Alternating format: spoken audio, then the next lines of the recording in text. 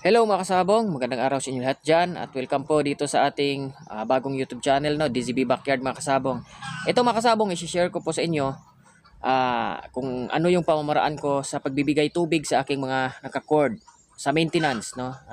Pamamaraan ko sa pagbibigay tubig araw-araw sa aking naka-cord, nakatali, sa aking nakatali dito sa aking backyard mga kasabong. Kung ano yung pamamaraan ko, anong oras ako nagbibigay mga kasabong. Okay? Pero bago ko sabihin sa inyo makasabong, makikisuyo ako sa inyo yung mga bagong viewers natin. Kung hindi ka pa nakapag-subscribe, pindutin mo subscribe sa ibaba at yung bell button para updated ka pag may mga bago akong video na i-upload makasabong, okay? At pa-subscribe na rin sa aking unang YouTube channel. May una po kasi akong YouTube channel. Pobreng Mananabong, ayan sa screen yan. Pa-subscribe na rin mga kasabong kung hindi pa kayo nakapag-subscribe, okay? Thank you. Ito, i-share ko sa inyo mga kasabong yung pamamaraan ko sa pagbibigay ng tubig sa aking mga alaga sa mga nakatali. Hindi kasali yung sisiw, yung nakatali lang. Okay? Ako mga kasabong, nagbibigay ako ng tubig sa aking alaga dito sa mga pang-maintenance dito sa nakatali ko. 2 beses lang po ako nagbibigay ng tubig sa aking alaga. Nagpapatuka ako umaga, 6:30 or 7 a.m. Yan, alas 6:30 or alas 7 ako nagpapatuka, ganyang mga oras na yan. Pagkatapos nilang tumuka mga kasabong, pag nakita kong ubos na yung kanilang patuka, nilalagyan ko sila ng tubig.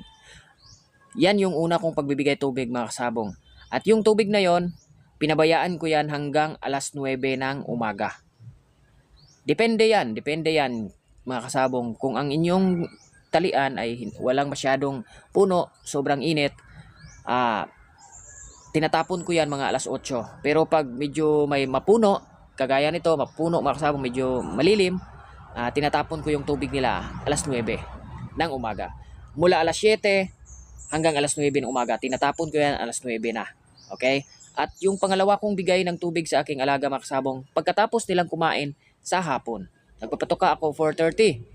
Yan, pagkatapos silang tumuka, ganun pa rin. Nilalagyan ko sila ng tubig hanggang alas 6 na yan. Pag alas 6, tinatapon ko na yan mga kasabong. Okay?